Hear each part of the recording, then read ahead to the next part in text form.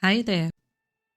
I'm a bit behind with my video editing, not so much with my bullet journal, just with the videos about it.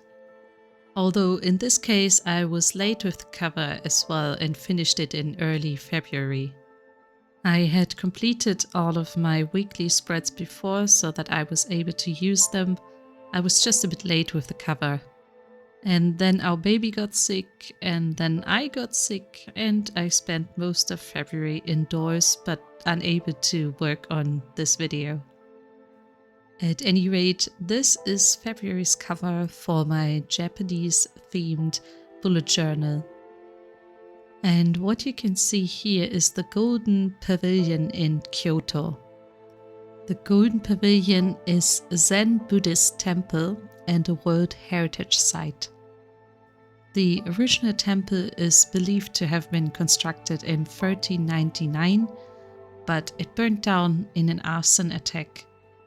And what we see today was rebuilt in 1955. The gold is meant to purify any pollution or negative thoughts and feelings about death. My reference image was either taken by me or my brother or my cousin. When we visited in 2018, we combined our pictures afterwards, so I'm not entirely sure who took this picture. Although it certainly wasn't my husband, because he takes almost no photos. Anyway, the Golden Pavilion is certainly very striking and well worth a visit if you're in Kyoto. The first time I saw it, I was really struck by how golden it is. I mean, you could guess it based on the name, but it really reflects the light and it's so shiny and bright. And then you go to the opposite end of Kyoto to see the Silver Pavilion, expecting basically the same thing but in silver. And it's this lovely wooden structure with a beautiful garden around it. Both of these are certainly worth a visit. I really like the trees on the tiny island and of course the pavilion. I just moved them around on the page a little bit to make them fit more nicely. To paint these I used watercolors by the Japanese company Gansai Tambi.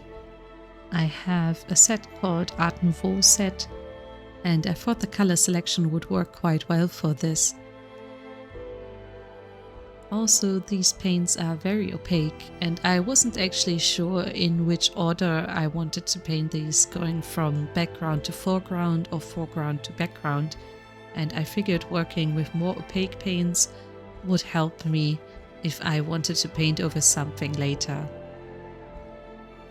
These paintings were a bit of a challenge for me because I rarely paint nature or architecture. And the lighting in my reference image is also a little bit unusual. You can see that it has a slightly blue tint. It must have been later during the day when we visited.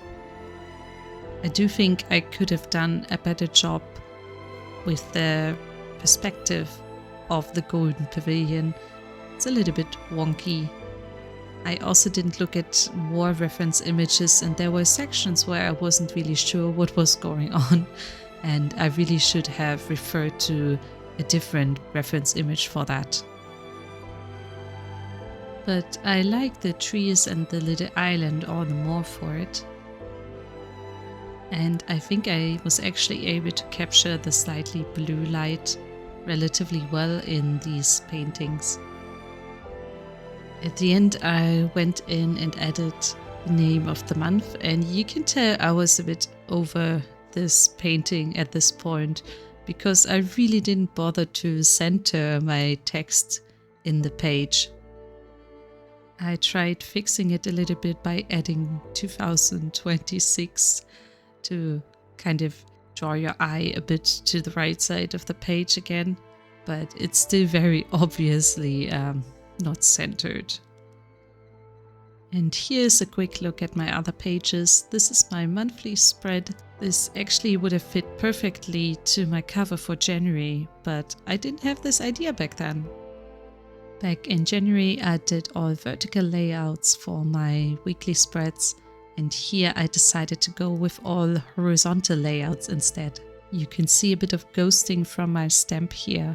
The ginkgo leaves on the left and right side are stamps as well, and so are the names for the days of the week. This here was my reference image from Pinterest, and you can see that I've used the general layout but used different fonts and decorations.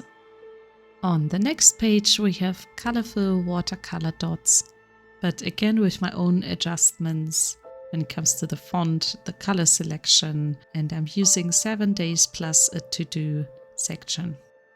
The next one is certainly one of my favorites. It's just so colorful and bright. And it's also super easy and quick to set up. Same goes for our last page here.